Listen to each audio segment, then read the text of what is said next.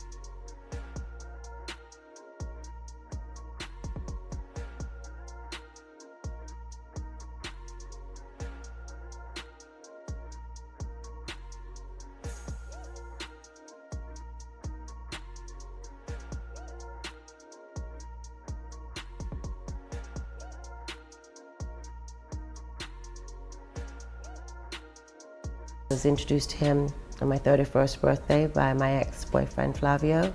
He was always front and center at Victoria's Secret shows. Did you suspect what he was doing? No.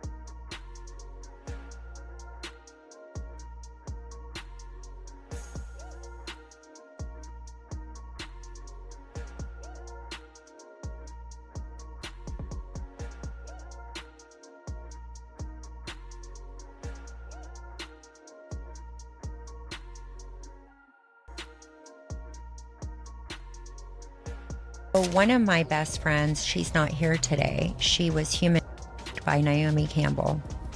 And Naomi is also Diddy's the godmother. So she started meeting with all these famous people, and they connected her with certain people, and then all of a sudden she's at these parties, and I see she's doing drugs and getting out of control, and eventually I had to start rescuing her from parties, and then a few of the times I had to rescue her from Naomi Campbell's apartment, sleep over, and then I would pick her up and bring her to her apartment because she was so high on. So she tried everything. She had they provide the drug.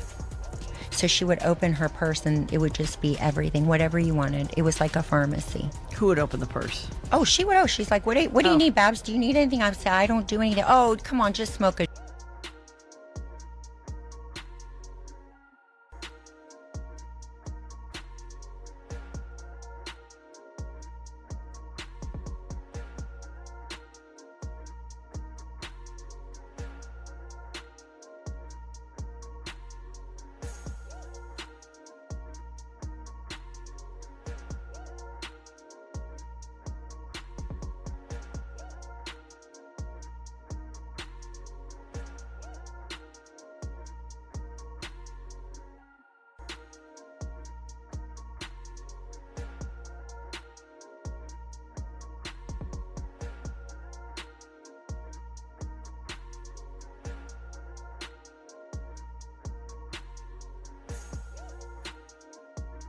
Received a diamond from Charles. I didn't receive a diamond, and I'm not going to speak about that. Thank you very much.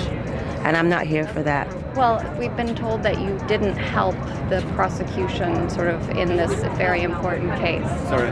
Thank you so much. Goodbye. Well, I didn't really want to be here, so I was made to be here. So obviously I'm just like wanting to get this over with and get on with my life. Ping. I had a knock at my door, and I opened my door, and two men were there and gave me a pouch and said, "A gift for you." Did you ask them who they were? No, I was extremely tired. When they gave me the pouch, I just put it next to my bed and went back to bed. What did you think the stones were? They were kind of dirty looking pebbles. They were dirty, I don't know. When I'm used to seeing diamonds, I'm used to seeing diamonds shiny and in a box, you know. If someone hadn't said they were diamonds, I wouldn't have guessed right away that they were diamonds.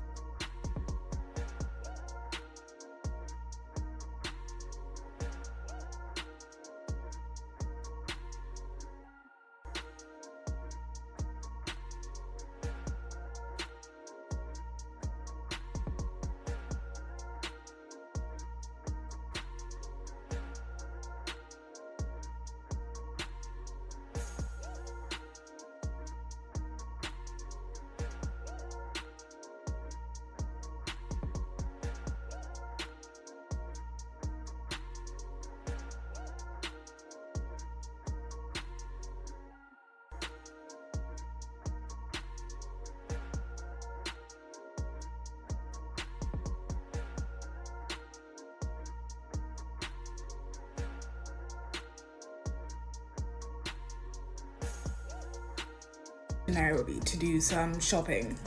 She was on holiday but on a remote place, so she was in Nairobi doing shopping, and I texted her and she told me she's in Nairobi, so I was so excited to meet her. She was the first celebrity I was ever going to meet. Guys, I was through the roof.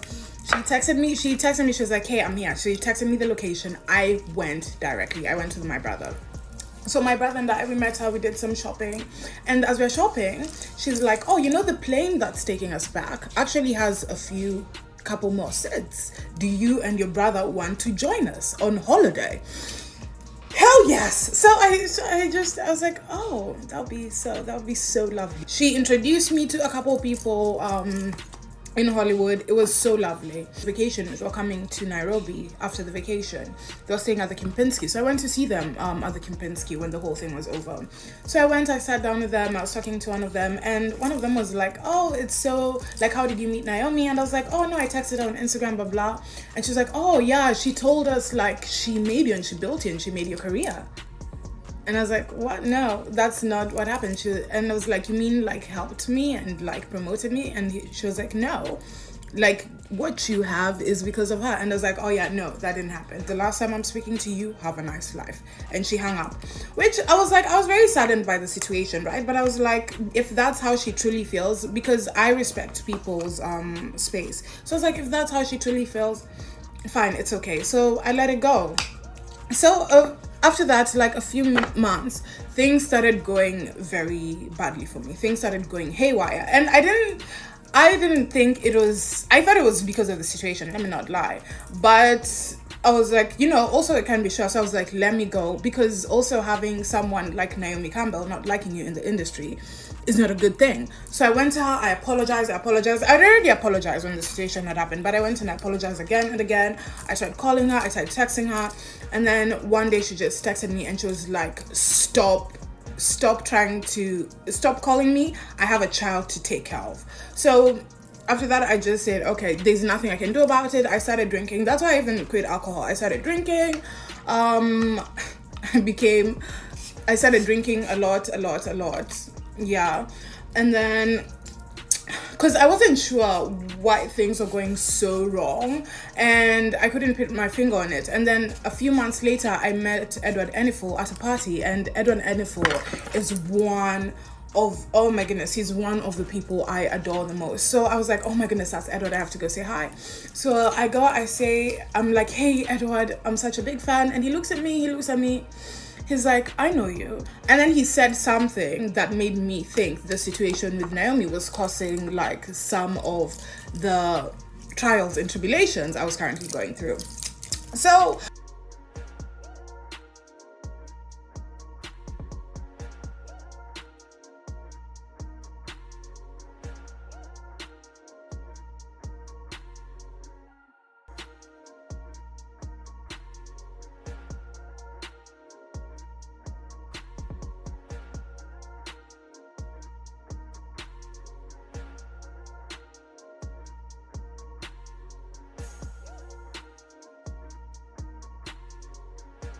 there are 3-4-year-olds that people take pride in sticking bars up.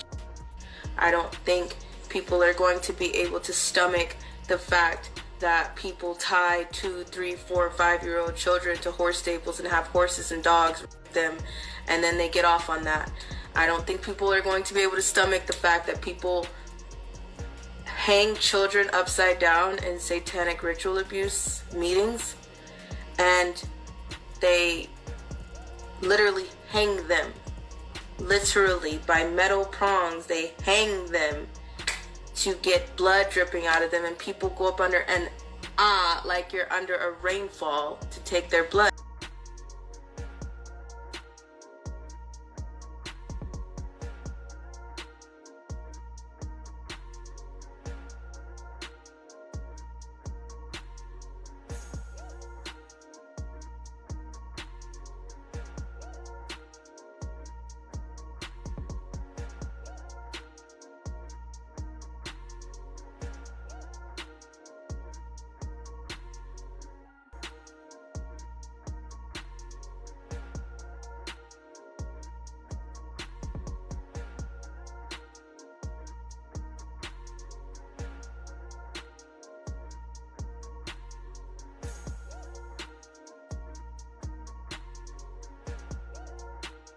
When I went, they tried to feed us, and I remember it because when Pig you night. have to do Say what? orders, jobs like that, you don't eat. You're not allowed to eat. You actually have to like starve yourself, because when you have to do those type of jobs, you can't eat because you will throw up.